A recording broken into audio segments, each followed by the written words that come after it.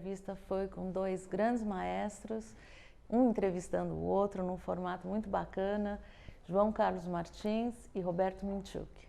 João, nós estamos aqui para um bate-papo, uma entrevista para a Casa Brasil Miami e ter essa grande honra de poder entrevistar uma das pessoas que eu mais admiro na minha vida e estou até emocionado de estar aqui com você porque devo muito a você, João, e te admiro desde a minha infância, desde que você veio tocar em Nova York, para o Lincoln Center lotado, né? E as pessoas ali dizendo quem é esse grande pianista brasileiro. Aliás, quando eu falava que eu era do Brasil, as pessoas já falavam assim, João Carlos Martins, você sempre foi essa referência. Então é um prazer estar aqui com você para essa entrevista para a Casa Brasil Miami. Eu posso responder da seguinte forma, Roberto. Nós somos 210 milhões de brasileiros? 220, 220 milhões de brasileiros. Se tivesse um grande alto-falante no litoral inteiro brasileiro, e esse alto-falante desde o Rio Grande do Sul até a fronteira com a Guiana, perguntasse qual o brasileiro que já regeu 110 orquestras no mundo inteiro, dignificando o nome do Brasil. Dê um passo à frente.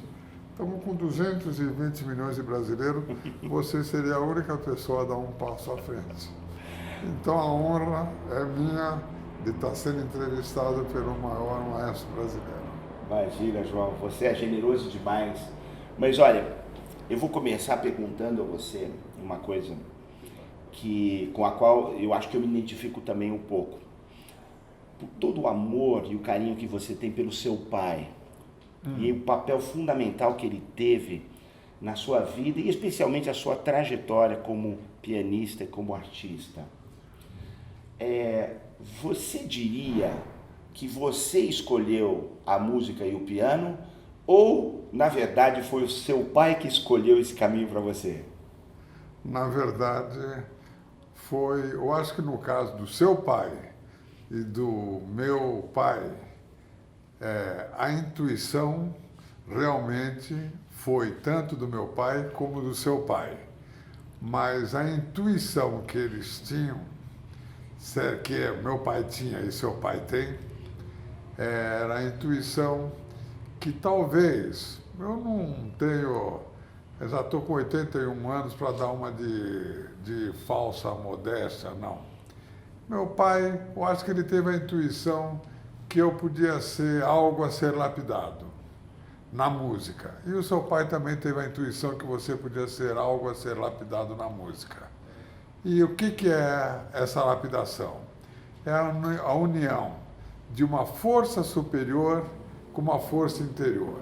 Então, eu acho que os nossos pais deram para nós a força interior, que é a disciplina de um atleta, e a força superior é a alma de um poeta.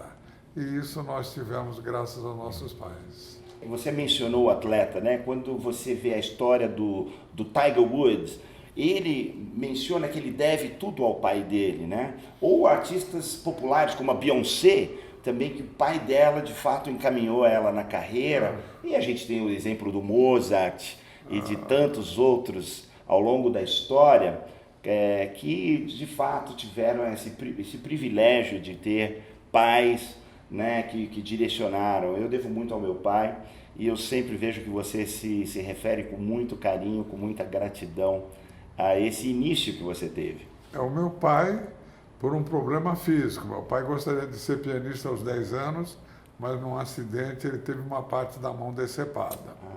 E o seu pai, não, pelo amor que ele tinha à música mesmo. Então, eu acho que nós temos em comum, não poucas, mas muitas coisas. E eu me lembro perfeitamente, no dia, a primeira vez que nós tocamos juntos, quando eu comecei isso.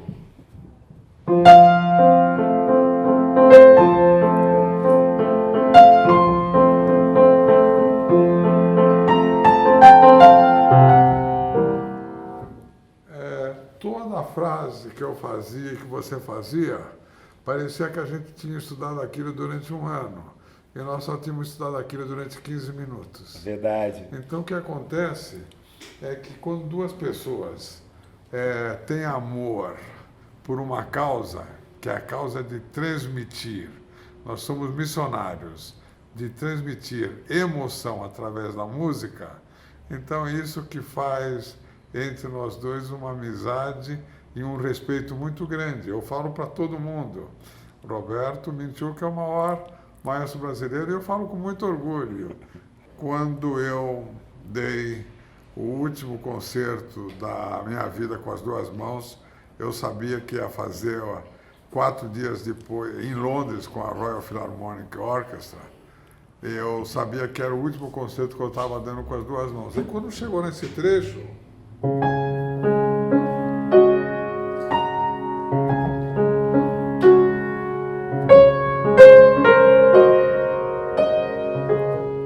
esse é o famoso concerto.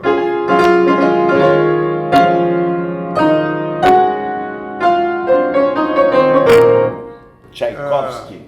Então, eu estava muito deprimido, o concerto foi lindo, mas quando eu tomei o avião para os Estados Unidos para fazer a operação, e aí eu vejo uma multidão indo no parque, eu estava em Nova York, uma multidão indo no parque. Eu falei, mas por que essa multidão está indo para o parque?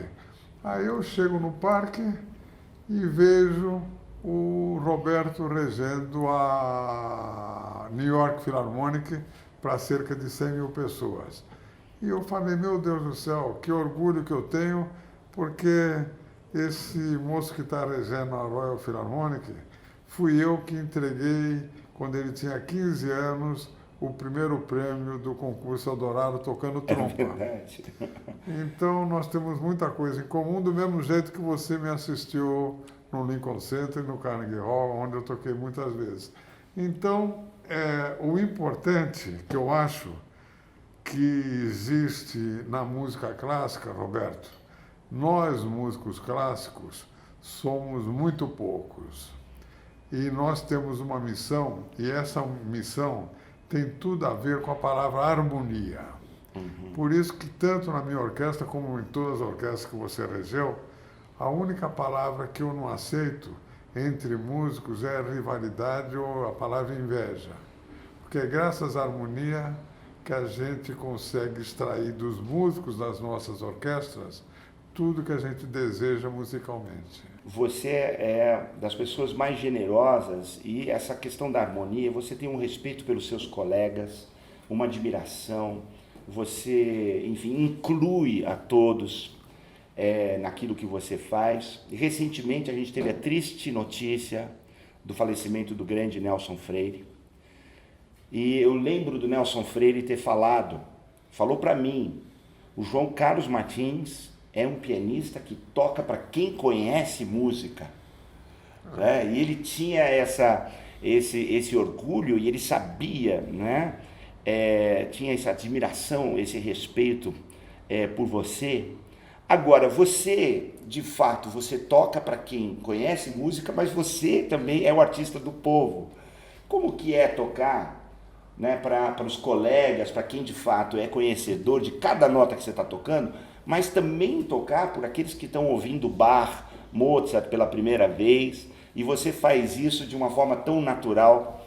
Como é que é essa experiência? Eu penso da seguinte forma, por exemplo, com o Nelson, uma vez lá em casa, em Nova York, nós estávamos fazendo isso, para ver qual que seria o som mais bonito. Essa música chama-se Sonho.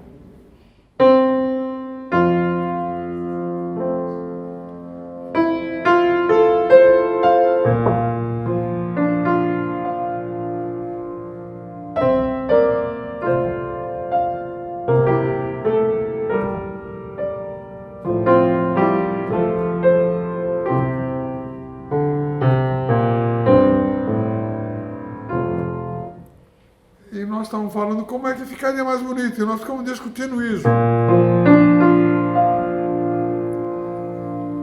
A harmonia, às vezes nós fazemos competição de começar no teclado do Lá até o Dó, chegar ao Lá para ver quem chegava antes.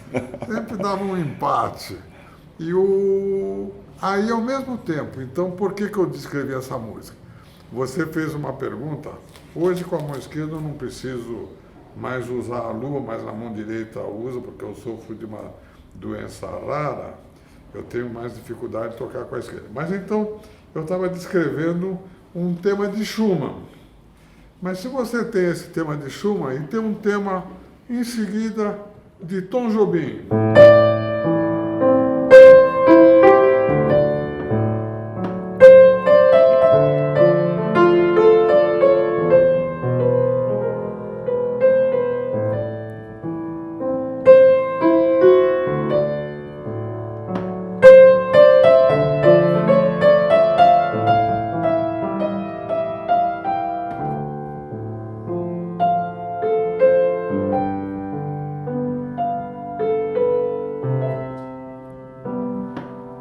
Olha só que maravilha. Você tem que...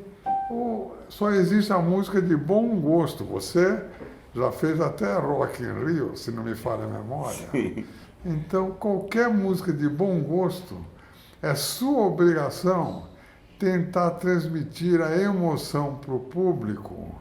É aquilo que você sente no teu coração, tem que bater no coração do público. Eu acho que eu vejo quando você rege, eu não entendo como é que você consegue ficar 2 horas e meia, no dia seguinte mais 2 horas e meia, mas você tem 54. 54, eu estou com 81. Mas eu continuo com a mesma energia aos 81, mas eu fico impressionado. Eu não conheço hoje, toquei com os maiores regentes, maestros do mundo, eu não conheço um maestro que tenha um repertório tão grande, tão extenso e tudo decor como você. Eu regi sempre tudo decor, a partir de agora não vou mais decorar, porque eu estou me dedicando, vou levar a primeira orquestra jovens africanos para o Carnegie Hall daqui 2 anos e meio. Que maravilha isso. Então eu tenho meus projetos sociais e tudo mais. Então eu continuo, claro, regendo a Bachiana. Aliás, agradeço tua referência à Bachiana na sua entrevista e digo para você, no fundo, nós somos missionários. E Miami é uma cidade que eu sou muito grata, porque foi em Miami, no Jackson Memorial Hospital, que eu fiz o tratamento de reprogramação cerebral. Certo. Regi lá no Broward Center, e você lá em Fort Lauderdale, e você, nas tuas turnês pelos Estados Unidos, tenho certeza que também você passou por lá também. Sim. Tenho certeza disso. Então, em Miami, é uma cidade que poucas pessoas sabem, pessoas aqui do Brasil, que além de ser um polo turístico, é um polo fantástico, cultural. É um polo cultural. Sim. Então, hoje nós estamos na casa de Miami. É uma honra para esse velho maestro e para esse jovem maestro. Com certeza. Você também se dedica muito à fomentação dos novos talentos, à educação, né? Você é responsável por descobrir, né, pessoas assim, jovens ou até crianças, que você deu o apoio, como o Jean Willis, como o Davi Campo Longo, agora o Isaac, lá de Belford Roxo, do Rio de Janeiro, que maravilha. E você não só ensina para eles, mas dá a oportunidade de eles se apresentarem. Isso é uma coisa que faz parte da sua visão, né? Da sua missão, como você falou. Exato, isso eu posso te falar olhando no seu olho. Através da Fundação Bachiana, nós já trouxemos milhares de crianças e jovens para esse universo fantástico da música clássica. E quando a gente encontra um diamante, aliás, dia 25 vou lançar mais um diamante de 11 anos de idade. Olha só que bacana. E ele vai tocar. Já pode falar quem é? Vai ser uma surpresa. E esse foi muito engraçado. Eu olhando no Instagram, eu vi um videozinho desse menino, eu peguei e consegui o telefone dele. Falei, ele estava no ônibus escolar. Eu falei, oi, você, Pietro, você sabe quem está falando? E ele falou, não acredito, pela voz, seria um maestro? Eu falei, Eu falei, dia 25 você vai estrear comigo numa live. Olha só que bacana. Tocando bar. Que maravilha. Ele falou, não acredito. Ele falou, posso contar para minha mãe? Eu consegui o celular dele. Eu falei, estou telefonando para sua mãe também. Dia 25 esse menino de 11 anos vai fazer a estreia dele. E você descobriu ele no Instagram? No Instagram. Que Vi só o menino brincando no piano. Eu falei, não, esse menino não vai. Ele falei já com a professora dele, já estamos conversando, porque eu não sou um professor de piano. Aliás, nem seria, porque eu tive tantos problemas na minha mão que eu tive que mudar tantas vezes de posições e técnicas que hoje eu não teria referência de como uma pessoa iniciaria seus estudos. Mas musicalmente eu acho que eu posso dar uns palpitezinhos legais. Você é reconhecidamente um dos maiores, se não o maior intérprete de Bach de todos os tempos. Quando que você descobriu Bach e que você se deu conta que se tratava do maior compositor, o maior músico de toda a história? Como é que foi esse encontro com Bach? Bem, primeiro eu digo uma coisa.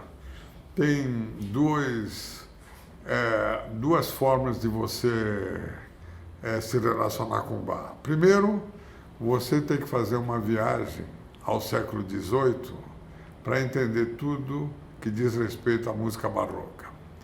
Segundo, você tem que ter a coragem de convidar Bach para o século XXI, para que ele saiba como é que o mundo está hoje. Porque Bach dizia, o instrumento ideal tem que ter a clareza de um cravo e o pulmão de um órgão. O que é a clareza de um cravo e um pulmão de um órgão? É um piano, um Steinway. Então, as pessoas às vezes... e eu encaro Bach como uma pessoa, um matemático, talvez o maior matemático de todos os tempos, e ao mesmo tempo um romântico. Sim. Tão romântico que com 2 esposas ele teve 20 filhos. Mas quando você vê que Bach escreveu isso...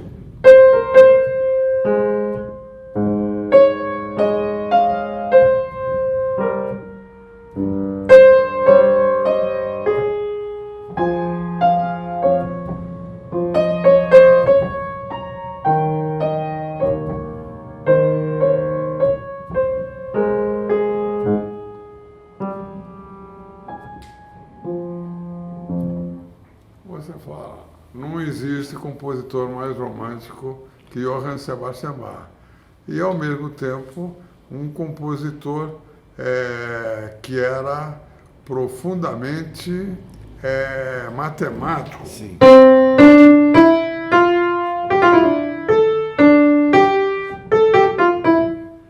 Então, você unindo tudo que Bach significou para o universo, ele foi a síntese de tudo que aconteceu na música e foi a profecia de tudo que veio acontecer na música depois.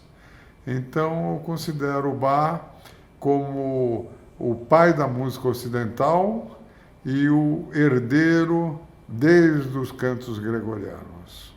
Meu pai, quando eu tinha 13 anos, ele falou, eu gostaria que você tocasse os 2 volumes do Cravo Bem Temperado de Bach, são 96 peças. Aos 14 anos eu tinha as 96 peças de cor e estava tocando no Teatro Municipal de São Paulo. Então, novamente, aí o teu pai te colocando nesse caminho, né? Colocando no caminho, sem dúvida alguma. Então, você analisando tudo o que aconteceu na música conosco, eu acordo cedo e você dorme tarde. Então, de madrugada, eu já estou começando a estudar. E você, de madrugada, está acabando de estudar. Certo? Verdade. Então, no fundo, eu acho que, aos poucos,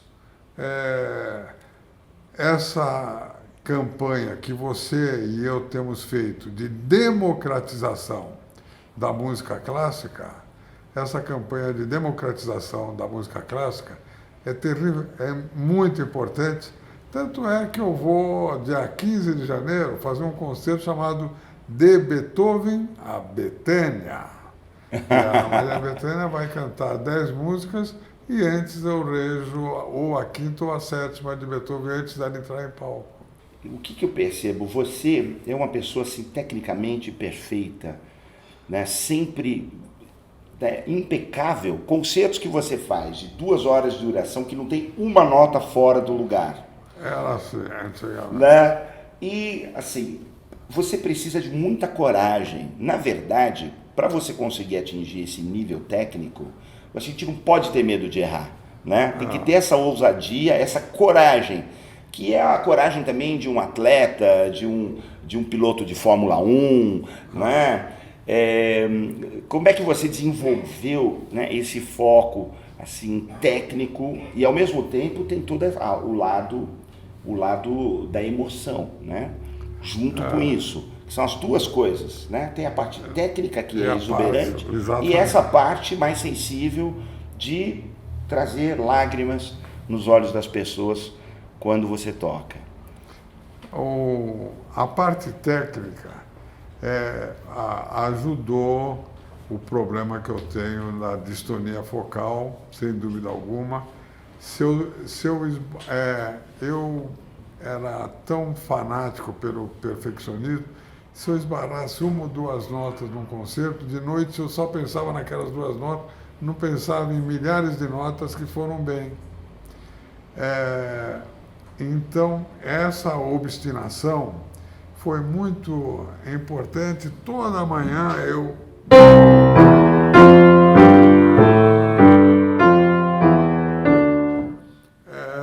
fazia e toda manhã sempre eu tocava 2 estudos de Chopin e 6 prelúdios e fugas do Cravo Temperado. Isso era o meu café da manhã. Isso eu aprendi quando eu tinha 18 anos com Pablo Casals. Olha só. Pablo Casals, embora fosse violoncelista, ele não conseguia, antes do café da manhã, tomar o café sem tocar um ou outro prelúdio do Cravo Temperado de Bach. No piano. Tocava, não era pianista, mas eu aprendi com ele na casa dele. Começava o dia assim.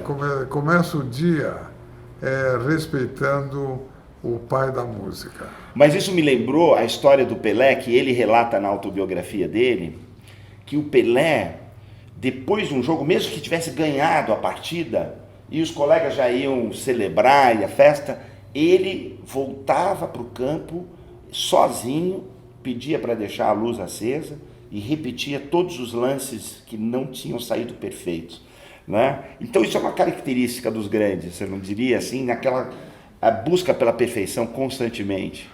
E o Pelé, ele participou do documentário que o canal Arte fez na minha vida, e foi muito engraçado, porque aí no bate-papo, como nós estamos tendo agora, que eu tive com ele, eu falei, Pelé, em 1966, eu estava fazendo uma turnê pela Inglaterra, Liverpool, Manchester, Londres, Birmingham, e aí o Brasil ia jogar o 3º jogo para não ser eliminado da Copa de 66. E aí eu vejo uma charge no Times que dizia o seguinte: a Charles dizia: Pelé, não se preocupe, só 80 milhões de brasileiros estão dependendo de você, porque ele seria a solução, mas ele já estava machucado naquele jogo. Então, o Pelé, inclusive, ele tem um senso de humor muito forte. Eu estou para visitá-lo agora, que uma grande amiga dele falou que para eu ir um sábado lá de tarde para dar uma injeção de ânimo no Pelé, mas ele certamente era mais conhecido nos anos 60 do que o próprio país, fora do Brasil. É verdade. Ele era mais conhecido do que o próprio nome Brasil. Pelé era mais conhecido. E hoje eu tenho um relacionamento só virtual, quando o Messi me mandou 12 gols dele para que eu regesse. Olha só. E eu regi os 12 gols dele, aproveitei uma gravação que eu tinha com a English Chamber Orchestra e coloquei os gols dele, e aí ele fez um agradecimento que ele se sentia honrado de ter os gols dele comparado com a música do maior compositor de todos os tempos, Johann Sebastian Bach.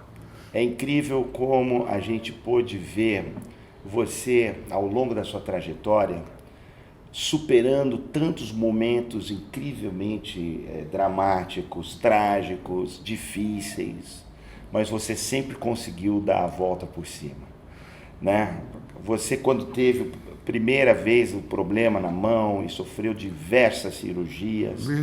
25, das quais a maioria nas mãos. E você conseguiu voltar aos palcos, tocando e fazendo sucesso por todos os cantos. E, finalmente, né, a música fala mais alto, né? E você depois formou a sua própria orquestra, a Baquiana Filarmônica SESI São Paulo, que é uma das melhores orquestras do Brasil. E você aí subiu ao pódio para reger e conduzir, com essa mesma genialidade, com essa sensibilidade que você tem, né, de fazer música bem feita. Então, como que é para você, se você conseguir, enfim, resumir, porque de fato você transformou um limão numa limonada, né? Uma coisa que te derrubou em primeiro plano, mas que ao mesmo tempo que abriu um caminho para te erguer e te colocar hoje na estatura do maior músico da música clássica brasileira disparado. Para ser maestro foi muito simples. Eu nunca tomei aula de regência, mas eu comecei com a Sinfonia Heróica, assisti todos os vídeos, você regendo. Aí eu falei: meu Deus do céu, tá aí o meu professor. Quando eu vi você regendo a Heróica com a elegância que você regeu, e eu tenho todos os meus problemas neurológicos, eu falei: essa elegância eu nunca vou ter. Mas essa obstinação que esse homem tem para que tudo aconteça musicalmente, o balanço de uma orquestra. E eu me lembro que só da Sinfonia Heróica, a tua regência que eu assisti, que eu pedi para gravar, eu assisti umas 10 vezes, porque eles focalizaram muito você. Então, aquilo foi um exemplo na minha vida. E o que eu posso dizer é o seguinte: como pianista, você está lá...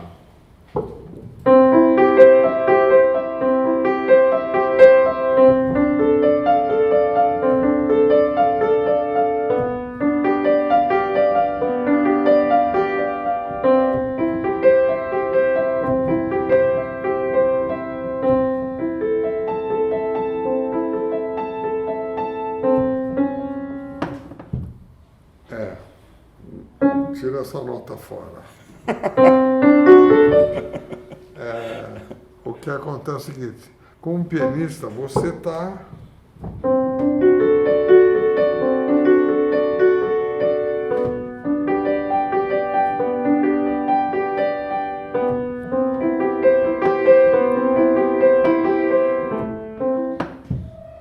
Você está tratando, talvez até do seu ego.